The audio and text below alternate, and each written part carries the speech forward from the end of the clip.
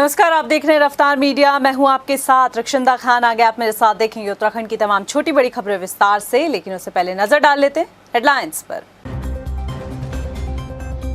प्रदेश भर में संकल्प दिवस के तौर पर मनाया गया सीएम पुष्कर सिंह धामी का 47वां जन्मदिन। राजधानी में बच्चों के साथ सीएम ने काटा केक, तो चंपावत में युवाओं ने लगाई नशे के खिलाफ दौड़। एसटीएफ की गिरफ्त में यूके SSSC पेपर लीक के मास्टरमाइंड मूसा योगेश्वर राव। पूछताछ में खुल सकते हैं कई राज, कई नामों पर से उठेगा पर्दा। लाखों रुपए में हुआ था पेपर लीक का सौदा। गैरसैंण सत्र के मसले पर सीएम धामी का त्रिवेंद्र को जवाब। सरकार गंभीर, अवस्थापना विकास के हो रहे काम। और चंपावत के मौनकांडा स्कूल हादसे में छात्र की मौत के बाद जागा सिस्टम। जिला शिक्षा अधिकारी ने विद्यालय के शिक्षक को किया निलंबित। जांच में पाई गई टीचर की लापरवाही। हेडलाइंस के बाद बुलेटिन में खबरें विस्तार से। और बात सबसे पहले सीएम पुष्कर सिंह धामी के जन्मदिन की। 47 साल के युवा सीएम पुष्कर सिंह धामी की उतनी उम्र नहीं जितनी चुनौतियां उनके सामने सीना ताने खड़ी है। 16 सितंबर को प्रदेश भर में संकल्प दिवस के रूप में मुख्यमंत्री पुष्कर सिंह धामी का 47वां जन्मदिन मनाया गया। सीएम धामी का सरल सौम्य स्वभाव उनकी पहचान है, जो हर परिस्थितियों को बड़े ही बखूबी ढंग से संभालना जानते हैं। और कुछ ही वक्त में सीएम धामी के कई बड़े फैसलों से उनकी ब्रांड बिल्डिंग हुई है। वहीं जनता की अगर बात की जाए तो जनता में उनका विश्वास भी बढ़ा है। ये रिपोर्ट देखिए। मुख्यमंत्री पुष्कर सिंह धामी राज्य के 12वें मुख्यमंत्री, जो 47 साल के हो चुके हैं। और 47 साल की उम्र में उन्होंने न जाने कितनी चुनौतियों को पार करके सीएम की कुर्सी को हासिल किया, जिसे बचाए रखने के लिए कभी अपनों के सामने झुके होंगे तो कभी अपनों के खिलाफ खड़े भी हुए होंगे। हालांकि मुख्यमंत्री पुष्कर सिंह धामी के लिए उत्तराखंड जैसे प्रचंड सियासी राज्य में सीएम की कुर्सी पर बैठना भले ही आसान हो सकता है, लेकिन कुर्सी को बचाए रखना आसान नहीं है। और अब इस बात को सीएम धामी भी बेहतर तरीके से समझ चुके होंगे। मौजूदा वक्त में सीएम धामी के लिए कोई सियासी खतरा नहीं दिखता, लेकिन इस बात से इनकार नहीं किया जा सकता कि उत्तराखंड की राजनीति कभी भी किसी भी करवट ले सकती है। दरअसल 23 मार्च 2022 को दूसरी बार सीएम पद की शपथ लेने के बाद पुष्कर सिंह धामी ने कुछ ऐसे फैसले लिए जिनसे उनकी ब्रांड बिल्डिंग हो सकती है। लेकिन यूके SSSC पेपर लीक मामले में बीजेपी नेताओं का नाम सामने आने और विधानसभा में भर्तियों का गड़बड़ झाला खुलने के बाद ये भी सच है कि उनकी ही पार्टी के कुछ नेता उनके खिलाफ हो गए होंगे। तो वहीं सीएम धामी को भी अपनी ही पार्टी के नेताओं के खिलाफ खड़ा भी होना पड़ा। लेकिन कहते हैं चिंगारियां तेज हवा का साथ पाकर न सिर्फ भड़कती है, बल्कि कभी भी जंगल को तबाह कर सकती है। ऐसे में सीएम धामी को इन चिंगारियों से निपटने के लिए अग्निशमन यंत्र तैयार रखने होंगे। सीएम धामी ने उत्तराखंड के लोगों के सामने यूनिफॉर्म सिविल कोड लागू करने का भी आश्वासन रखा है। समिति और रिपोर्ट से आगे बढ़ पाए और वास्तव में राज्य में यूनिफॉर्म सिविल कोड लागू हो पाया तो धामी देश में ऐतिहासिक काम करने वाले गिने जाएंगे। सीएम धामी के सामने भू कानून को लेकर एक बड़ी चुनौती बची हुई है। इस मसले पर उनके पास मौका है और विधानसभा में उनकी सामर्थ्य भी दिखाई देती है। पहले कुछ महीनों में उनकी जो छवि जनता के बीच बनी है, उसमें वो आसानी से मिलने जुलने वाले और सख्त फैसले लेने वाले दिखाई देते हैं। लेकिन अभी उन्हें लंबा सफर तय करना है। स्वास्थ्य और शिक्षा जैसे कई मसलों पर उन्हें राज्य की जनता की उम्मीदों पर खरा भी उतरना है।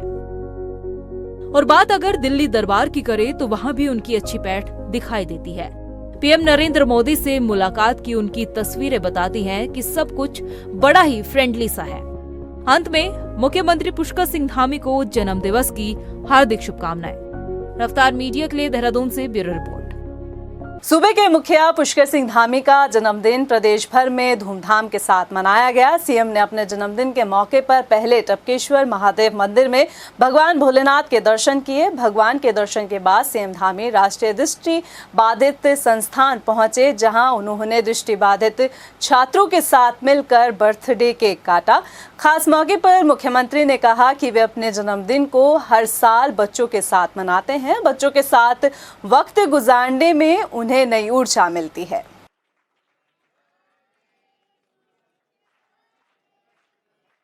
से यहाँ आता हूँ और इन बच्चों के बीच में जो हमारे दिव्यांग बच्चे हैं उन बच्चों के बीच में आकर जहाँ हमें स्वयं को भी प्रेरणा मिलती है कि हमें भगवान ने सभी प्रकार की शारीरिक रूप से मानसिक रूप से स्वस्थ रखा हुआ है, तो हमें ऐसे जो बच्चे छूट गए हैं, पीछे रह गए हैं, समाज का जो भी वर्ग पीछे रह गया है, उन सभी को आगे लाने के लिए हम सबको प्रयत्न करना चाहिए, हम सबको प्रयास करना चाहिए। और यहाँ आकर एक आत्मिक सुख और एक शांति मिलता है कि हम इन बच्चों के बीच में आए हैं और यहाँ पर आने से एक काम करने की हमको प्रेरणा भी मिलती है। वहीं चंपावत के विधायक और प्रदेश के मुखिया पुष्कर सिंह धामी के जन्मदिन को चंपावत में संकल्प दिवस के तौर पर मनाया गया। इस अवसर पर वहां जिला भाजपा कार्यकारिणी की तरफ से कार्यक्रम को आयोजित किया गया, तो वहीं नशे के खिलाफ संकल्प दौड़ का भी आयोजन किया गया, जिसमें क्षेत्र के सैकड़ों युवाओं के साथ स्कूली बच्चों ने भी हिस्सा लिया। माननीय मुख्यमंत्री जी का जन्मदिन पूरे प्रदेश के अंदर हर्षोल्लास के साथ मनाया जा रहा है। उन्होंने कहा है कि मेरा जन्मदिन वास्तव में अगर मनाना ही है तो संकल्प लेकर मनाइए, संकल्प दिवस के रूप में मनाइए। जो 2025 में एक सर्वश्रेष्ठ राज्य बनाने का जो सपना माननीय मुख्यमंत्री जी ने और प्रधानमंत्री जी ने देखा है, उस पर चलते हुए ऐसा संकल्प जिसमें विकल्प रहित संकल्प, जो आदरणीय मुख्यमंत्री जी हमेशा कहते हैं, आज संकल्प दौड़ से इस कार्यक्रम का शुभारंभ हुआ है। दिन भर अनेक कार्यक्रम होने, रक्तदान शिविर भी लगाए जा रहे हैं, स्वच्छता के कार्यक्रम भी कर रहे हैं, वृक्षारोपण भी कर रहे हैं। वहीं हरिद्वार में भी सीएम पुष्कर सिंह धामी के जन्मदिन के मौके पर ईश्वर की पूजा अर्चना की गई, साथ ही 47 किलो लड्डुओं का भोग भी लगाया गया। बता दें कि सीएम धामी इस साल जो है वो 47 साल के हो चुके हैं, 47वां अपना जन्मदिन बना रहे हैं। सीएम को साधु संतों ने भी अपना आशीर्वाद दिया है। उत्तराखंड के यशस्वी मुख्यमंत्री आदरणीय पुष्कर सिंह धामी जी का जन्मदिन है। कल संध्या में ही मैंने उन्हें दूरभाष से शुभकामनाएं दी और इस जन्मदिन के बाद उनका आने वाला जीवन है वो स्वस्थ रहें, प्रसन्न रहें, इस राज्य का विकास करते रहें। भगवान दक्षेश्वर का अभिषेक किया गया उनके नाम से और उनका 47वां जन्मदिन है। 47 किलो देसी घी का लड्डू बना करके भोग लगाया गया। यूके SSSC परीक्षा पेपर लीक मामले में मास्टरमाइंड सैयद मूसा और योगेश्वर राव की आखिरकार गिरफ्तारी जो है वो हो चुकी है। एसटीएफ ने लखनऊ से दोनों ही लाखों के इनामी आरोपियों को दबोचा है, जिसके बाद अब अंदेशा जताया जा रहा है कि भर्ती परीक्षा के पेपर लीक मामले में बड़ा खुलासा हो सकता है और कई बड़े मगरमच्छों के नाम जो है वो सामने आ सकते हैं। ये रिपोर्ट देखिए। सलाखों के पीछे यूके SSSC पेपर लीक के मास्टरमाइंड एसटीएफ ने मूसा और योगेश्वर को दबोचा। 15 दिन से चल रही थी दोनों की तलाश। दोनों पर था लाखों का इनाम घोषित। RMS कंपनी के कर्मी से हुआ था सौदा। अब खुलेंगे कई राज, उठेगा कई नामों से पर्दा। जी हां, उत्तराखंड अधीनस्थ सेवा चयन आयोग की भर्ती परीक्षा पेपर लीक मामले में मास्टरमाइंड सादिक मूसा और योगेश्वर राव को लखनऊ से आखिरकार गिरफ्तार कर लिया गया है।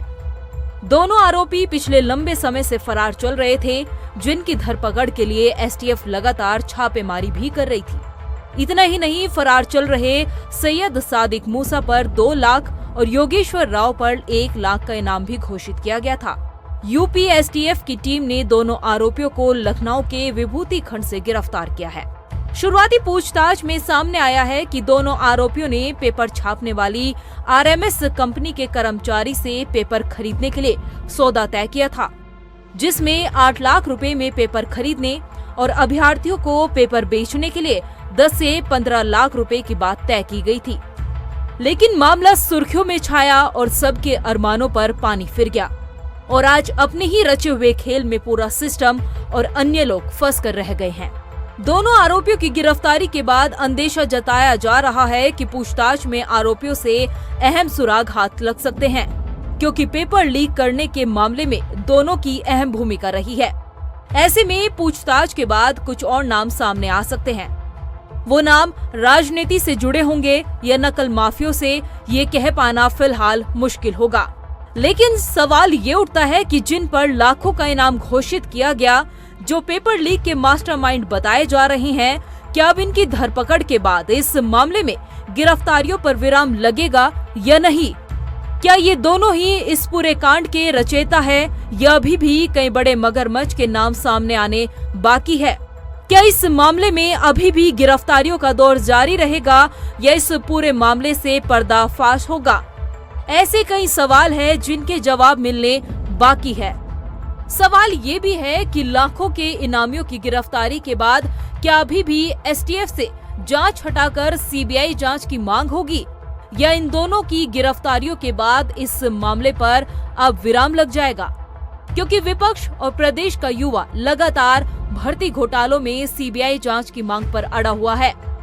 ऐसे में एसटीएफ की इस बड़ी कार्रवाई के बाद क्या अभी भी सीबीआई का दखल होना बनता है या नहीं, ये वक्त ही बताएगा। लेकिन मुख्यमंत्री पुष्कर सिंह धामी के कड़े एक्शन के बाद ही ये सब संभव हो पाया है। ऐसे में अब देखना ये होगा कि एसटीएफ की पूछताछ में मूसा और राव अब कौन से राज उंगलेंगे और किन नामों से पर्दा उठेगा। रफ्तार मीडिया के लिए देहरादून से ब्यूरो रिपोर्ट। राज्य की सियासी बयार में गैरसैंण का मुद्दा एक बार फिर तैरने लगा है। सवाल उठ रहा है कि जब गैरसैंण के नाम पर विधानसभा नियुक्तियां हुई तो फिर गैरसैंण में विधानसभा सत्र से परहेज क्यों? हैरानी की बात यह है कि सवाल भाजपा के अपने ही नेता पूर्व सीएम त्रिवेंद्र सिंह रावत ने उठाया है। ये रिपोर्ट देखिए आप। उत्तराखंड की ग्रीष्मकालीन राजधानी गैरसैंण एक बार फिर चर्चा में है। सवाल गैरसैंण के विधानसभा सत्र को लेकर उठ रहा है। इस सवाल को उठाने वाला कोई और नहीं बल्कि भाजपा सरकार के नेता और पूर्व मुख्यमंत्री त्रिवेंद्र सिंह रावत ने उठाया है।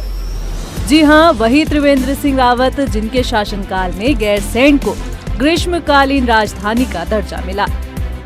त्रिवेंद्र सिंह रावत का मानना है कि जब गैरसैंण विधानसभा के नाम पर विधानसभा बैकडोर नियुक्तियां की गई हैं तो गैरसैंण में सत्र से परहेज क्यों किया जा रहा है? त्रिवेंद्र सिंह रावत ने गैरसैंण में सत्र आयोजित कराने के लिए कैलेंडर जारी करने के लिए भी कहा है। गैरसैंण ग्रीष्मकालीन राजधानी घोषित हुई है तो मैं लगातार ये बात कही है कि इसके लिए एक कैलेंडर बनना चाहिए कि भाई इन महीनों में यहाँ पर विधानसभा का सत्र चलेगा। वहाँ पर इतनी भर्तियाँ भी गैरसैंण के नाम पर हो गई हैं तो क्यों नहीं वहाँ पर सत्र चलना चाहिए? किसी कारण से इस बार थोड़ा ये था कि भाई यात्रा की वजह से थोड़ा व्यवस्था में दिक्कत हो रही है। पहले से उसके लिए व्यवस्था बन जाएगी क्योंकि सरकार उसी समय बनी थी तो वो एक व्यवहारिक दिक्कत भी थी, लेकिन अब आगे से अगर उसके लिए कैलेंडर बन जाए तो वहाँ पर होगा। और बाकी जनता है तो जनता अपनी आवाज़ उठाए, अगर नहीं है तो आवाज़ उठाना चाहिए, मेरा मतलब।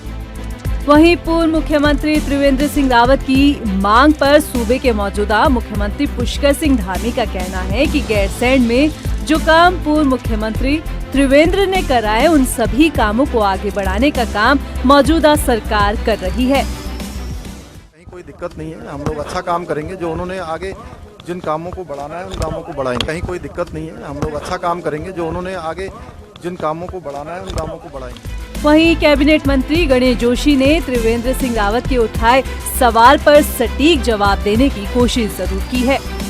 उन्होंने कहा कि सरकार की हमेशा कोशिश रहती है कि गैरसैंण में सत्र का आयोजन किया जाए, लेकिन इस साल का ग्रीष्मकालीन सत्र गैरसैंण में चार धाम यात्रा की वजह से आयोजित नहीं हो पाया।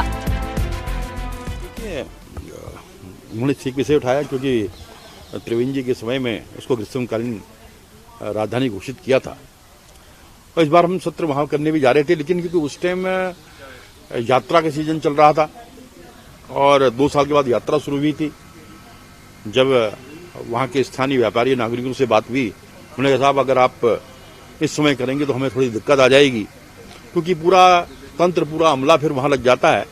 लेकिन भविष्य में ये सुनिश्चित करेंगे कि सत्र वहाँ पर हो क्योंकि वो ग्रीष्मकालीन राजधानी है। दरअसल बैकडोर भर्ती पर उठे सवाल के बाद पूर्व CM Trivendra Singh Rawat active mode पर आ गए हैं। गैरसैंण का राग अलापने के साथ ही वहां के बाशिंदों की भी खूब तारीफ की जा रही है। ऐसे में सूत्रों का मानना है कि त्रिवेंद्र अपनी सियासी पिच को लोकसभा के लिए तैयार कर रहे हैं। रफ्तार मीडिया के लिए देहरादून से मनीष डंगवाल की रिपोर्ट। यहाँ हम रुकते हैं छोटे से ब्रेक ले, जल्द हाजिर होंगे कुछ और खबरों के साथ।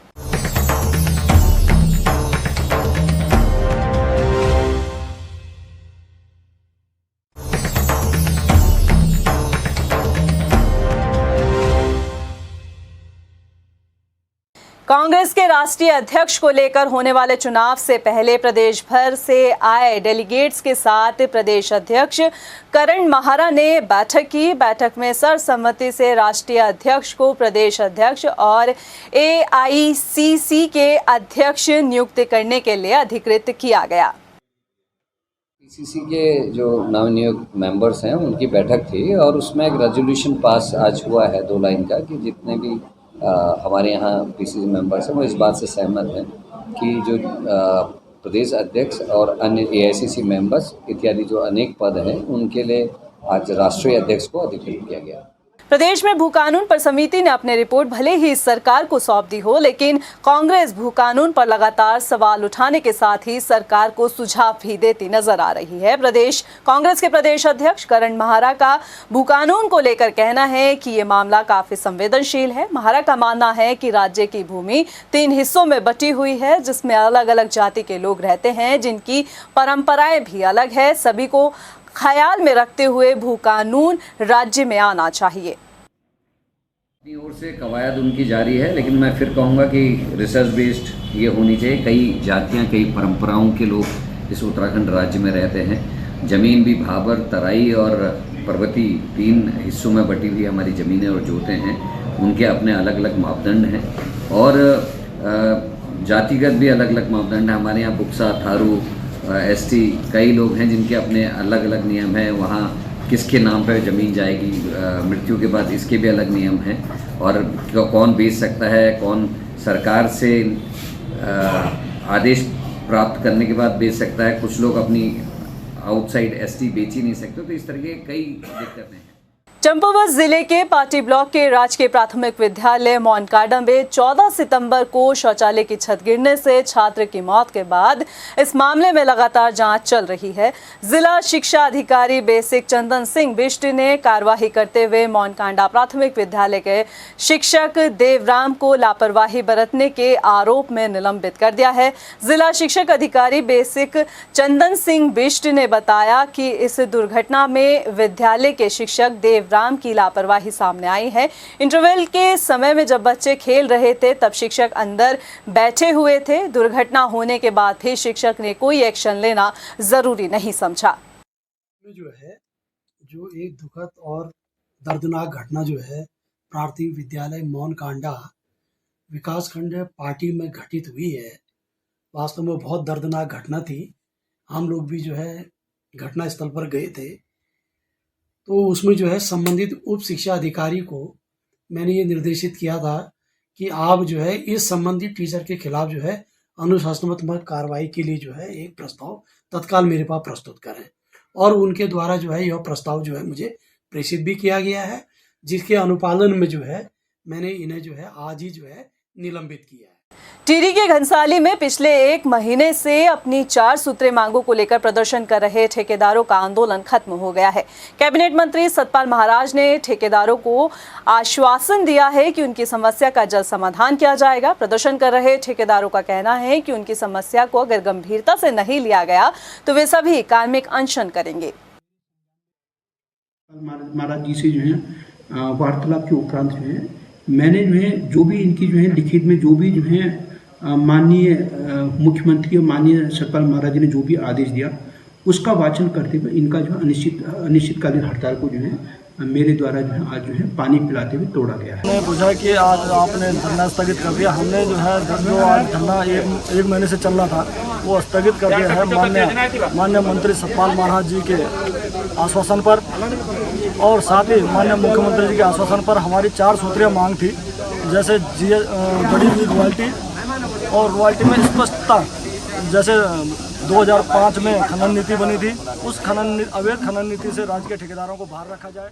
मौसम विभाग ने 17 सितंबर तक भारी बारिश का पूर्वानुमान जारी किया हुआ है। मौसम विभाग के निदेशक विक्रम सिंह ने कहा कि उत्तराखंड के कुमाऊं मंडल में भारी से बहुत भारी बारिश होने की आशंका है। इसके साथ ही कुमाऊं मंडल से जुड़े गढ़वाल क्षेत्र के कई जिलों में भारी बारिश के आसार देखने को मिल रहे हैं। आपको बता दें कि मौसम विभाग ने 17 सितंबर को प्रदेश के कई जिलों में रेड अलर्ट भी जारी किया हुआ है और इसके साथ ही नदी नालों के किनारे रहने वाले लोगों को अलर्ट रहने के दिशा निर्देश भी दिए गए हैं और जहां पर भूस्खलन की ज़्यादा संभावनाएं दिखती है वहां पर सभी लोगों को सावधानी बरतने के लिए कहा गया है। तो लोगों को कहीं ना कहीं काफ़ी सतर्क रहने की ज़रूरत है, विशेषकर रात में। अभी देख रहे हैं कि जो एक्टिविटी समय चल रही है, रात के समय ज़्यादा बारिश हो रही है और उसकी वजह से अगर जो रात में लैंडस्लाइड होता है जी हिल्स में और ऐसे जगह जो लोग रह रहे हैं जहाँ की वनरेबल है लैंडस्लाइड के लिए, तो उनको काफ़ी सतर्क रहने की ज़रूरत है। रात में कुछ ऐसा अरेंजमेंट रखें कि अगर इस तरह की कुछ एक्टिविटी दिखती है तो एकदम अपने को जो है सेफ जगह में शिफ्ट करें।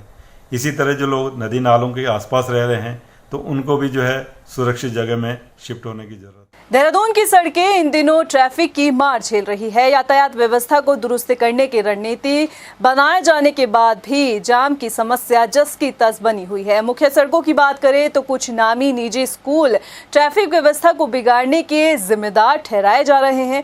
वजह जानने के लिए ग्राउंड जीरो से हमारे संवाददाता हिमांशु चौहान की स्पेशल रिपोर्ट देखिए। राज्य की मुख्य सड़कें इन दिनों ट्रैफिक की मार झेल रही हैं। पुलिस की लाख कोशिशों के बाद भी यातायात व्यवस्था पटरी पर आती नहीं दिख रही। इस समस्या का जिम्मेदार कुछ हद तक निजी स्कूलों को ठहराया जा रहा है। वजह है कि स्कूलों में पार्किंग व्यवस्था होने के बावजूद भी स्कूल वैन सड़कों के बाहर खड़े नजर आ रहे हैं। देहरादून को जाम से निजात दिलाने के लिए डीजीपी अशोक कुमार ने 9 सितंबर को इन स्कूल वैन के सड़कों पर खड़े होने पर पाबंदी लगाई थी। जाम के झाम से निजात दिलाने के लिए डीजीपी को आमजन ने कम्युनिटी डायलॉग कार्यक्रम के तहत सुझाव भी दिए थे, लेकिन आप तस्वीरों में डीजीपी के आदेश की हकीकत देख सकते हैं। इस तस्वीर के बाद आपको डीजीपी अशोक कुमार के उस आदेश को भी सुना देते हैं। मैंने बोला है कि जितने भी स्कूल हैं उनकी स्कूल बसेस और स्कूल वैन सड़क पे नहीं खड़ी होंगी। अगर खड़ी होंगी तो उनको चालान किया जाएगा और उनको जो है उनको सीज किया जाएगा। उनको अपने स्कूल के अंदर उनकी जगह देनी पड़ेगी, सड़कों पे नहीं। वहीं शहर को जाम से छुटकारा दिलाने के लिए ट्रैफिक पुलिस अपनी कवायद कर रही है। बेवजह सड़कों पर खड़े वाहनों पर शिकंजा कसने के लिए क्लैंप के साथ जुर्माने की कार्रवाई की जा रही है, लेकिन जिन स्कूल वैनों की वजह से जाम की समस्या बढ़ रही है उन पर कार्रवाई के लिए कोई पैरवी होती नजर नहीं आ रही। शहर के सारे बुद्धिजीवी लोगों के साथ जो वार्ता हुई डीजी सर की इंटेलेक्चुअल्स के साथ, उसमें सर ने सब लोग त्रस्त थे कि स्कूल के एरिया में जो ट्रैफिक जाम हो रहा है, तो डीजीपी सर द्वारा निर्देश दिए गए कि जितनी भी स्कूल वैन है और अन्य वाहन है मैक्सिमम वाहन स्कूलों के अंदर की जाए। हमारे द्वारा उसी के तहत कार्रवाई करते हुए इस 4-5 दिन से लगातार सारे स्कूलों से वार्ता की जा रही है, मीटिंगें की जा रही है और उनसे अनुरोध किया जा रहा है कि गाड़ियां अंदर वैकेंट्स केस में ले। अगले हफ्ते से हमारे द्वारा थोड़ी सख्ताई करते हुए मैक्सिमम वाहन जितने भी स्पेसेस स्कूल के अंदर अवेलेबल है उसमें पार्क की जाए। शहर की जाम की समस्या लगातार बनती नज़र आ रही है, जिसको लेकर देहरादून पुलिस हो या यातायात पुलिस हो लगातार इस पर कार्य करने में प्रयासरत है। वहीं अगर हम बात करें इस जाम के जाल से बचने के लिए पिछले 9 सितंबर को एक कम्युनिटी डायलॉग कार्यक्रम रखा गया था, जिसमें जो डीजीपी हैं उन्होंने शिरकत करती है और इस कार्यक्रम में जो व्यापारी है, स्कूल छात्र है, सारे के सारे सभी आए थे और सभी ने यातायात की समस्या के सुझाव दिए थे। वहीं उसी दौरान डीजीपी ने एक सख्त निर्देश दिए थे कि जितने भी शहर भर के स्कूल हैं उसमें स्कूल के बाहर कोई किसी भी तरह की जो स्कूल वैन है वो खड़ी नहीं होगी। अगर स्कूल वैन खड़ी होती है तो उनके खिलाफ कार्रवाई की जाएगी। लेकिन आज हम एक स्कूल के सामने खड़े हैं और जो उनका आदेश था, उनका आदेश का किस तरह से पालन किया जा रहा है वो हम आपको साफ तौर पर दिखा सकते हैं। एक स्कूल के बाहर सारी की सारी लगातार जितनी भी वैन है स्कूल जाम खड़ी हुई है और जिसके वजह से आने जाने वालों को काफ़ी दिक्कतों का सामना करना पड़ रहा है। और अगर मैं अपने कैमरा पर्सन को दिखाना चाहूँगा कि आगे चल के इस दिन जो वैन खड़ी हैं, इन वैन के वजह से जाम की स्थिति भी देखने को मिल रही है। लगातार जिस तरह से सुझाव दिए जा रहे थे कि यातायात से किस तरह सिमटा जा सकता है, लेकिन आदेशों का जो पालन हो रहा है वो किस तरह हो रहा है वो आप साफ तौर पे देख सकते हैं। अब आगे देखने वाली बात ये रहेगी कि जिस तरह से डीजीपी अशोक कुमार ने आदेश दिए है किस तरह का पालन किया जाता है, लेकिन आज आप लोगों ने साफ तौर पे देख लिया है कि जो उनका आदेश था उनके आदेशों का पूरी तरह से उल्लंघन किया जा रहा है। कैमरा पर्सन नरेश के साथ हिमांशु चौहान, रफ्तार मीडिया, देहरादून। देहरादून नगर निगम 2 MRF यानी कि मटेरियल रिकवरी फैसिलिटी सेंटर बनाने की तैयारी कर रहा है और इसमें से एक मथुरावाला और दूसरा सहस्त्रधारा रोड पर तैयार किया जा रहा है। मथुरावाला में MRF का काम शुरू हो गया है और दूसरे का प्रस्ताव शासन को भेजा गया है। MRF सेंटर में कंपोस्ट खाद बनाई जाएगी। इसके साथ ही पॉलिथीन, कागज और लोहे को भी रिसाइकल किया जाएगा। वहीं वरिष्ठ स्वास्थ्य अधिकारी ने बताया कि कूड़े के निस्तारण के लिए नगर निगम अपने स्तर पर हर प्रयास कर रहा है। देखिए, वर्तमान में ऑलरेडी हमारे यहाँ 100 वार्डों में से 2 वार्डों में MRF सेंटर जो है कार्यरत हैं। एक हर्रावाला में, एक नथवावाला में। वो ज़ीरो सस्टेनेबिलिटी पे है। उनका जो है 100% जो है सेग्रीगेशन वहीं पर उन्हीं वार्ड्स में होता है और साथ ही साथ बाकी का जो है खाद बनाने में और उसमें जो है सेकेंड हैंड उसमें जो है उनकी चली जाती है। इसके अतिरिक्त जो है अभी 2 हमारे अलग अलग MRF सेंटर जो है पाइपलाइन में है।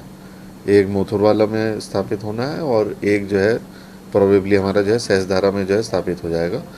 इनकी जो है DPR जो है ऑलरेडी बन चुकी है। एक जो है शासन में प्रस्तावित है अभी अप्रूवल के लिए और दूसरे की अभी पाइपलाइन में है।